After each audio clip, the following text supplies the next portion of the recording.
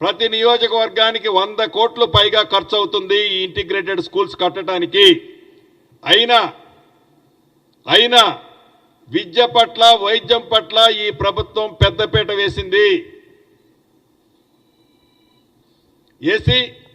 All కమ్యూనిటీకి సంబంధించిన residential schools కానీ, కాలేజీలు కానీ, హాస్టల్స్ కానీ ఒకే పేజీలో అంటే ఒకే ప్లాట్ఫామ్ మీద ఉండే విధంగా ఈ ప్రభుత్వం ఇంటిగ్రేటెడ్ స్కూల్స్ కూడా కట్టించబోతుంది. ఈ ప్రభుత్వం ఇంత చిత్తశుద్ధితో ఉంటే, ఈ ప్రభుత్వం ఇంత నిజాయితీగా పనిచేస్తుంటే, ఈ ప్రభుత్వం గత ప్రభుత్వం చేసిన ఈ ధ్వంసాన్నంతటినీ సరిదిద్దుతూ అభివృద్ధిని సంక్షేమాన్ని ఎక్కడా తగ్గకుండా 2 కళ్ళలా నడుపుకుంటా పోతుంటే, ప్రభుత్వం వచ్చి 8 నెలలు పూర్తయితే అప్పుడే మా మీద నిందలు, అపనిందలు, అనేక రకమైన హేళనలు, అనేక రకమైన భాష. అంటే ఈ ప్రభుత్వం యొక్క పనితీరుని జీర్ణించుకోలేక ఈ ప్రభుత్వం మీద ఏ రకంగా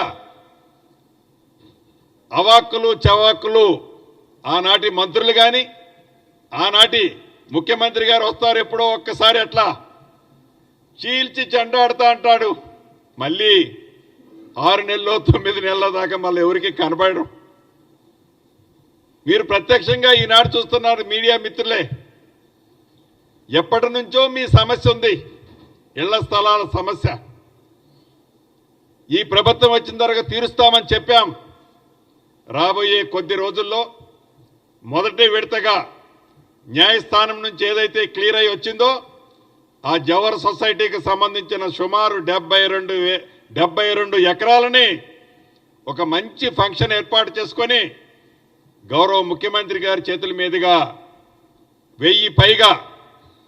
1000కి పైగా ఉన్న సీనియర్ జర్నలిస్టులకి ఇళ్ల స్థలాలకి ప్రభుత్వం అతి కొద్ది రోజుల్లోనే ఇచ్చుకోబోతుంది.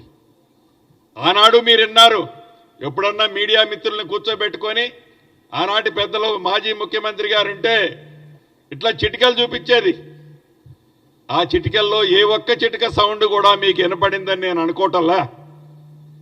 ఈ ప్రభుత్వం ఎప్పుడూ చిటికలేసి చూపించదు, మాటలు ఎక్కువ చెప్పదు, చెప్పింది కూడా సరిగ్గా చేసుకోదు అని వాళ్ళు చెప్తారు. కానీ ఎక్కువ చేస్తాం, తక్కువ మాట్లాడుద్ది ఈ ప్రభుత్వం.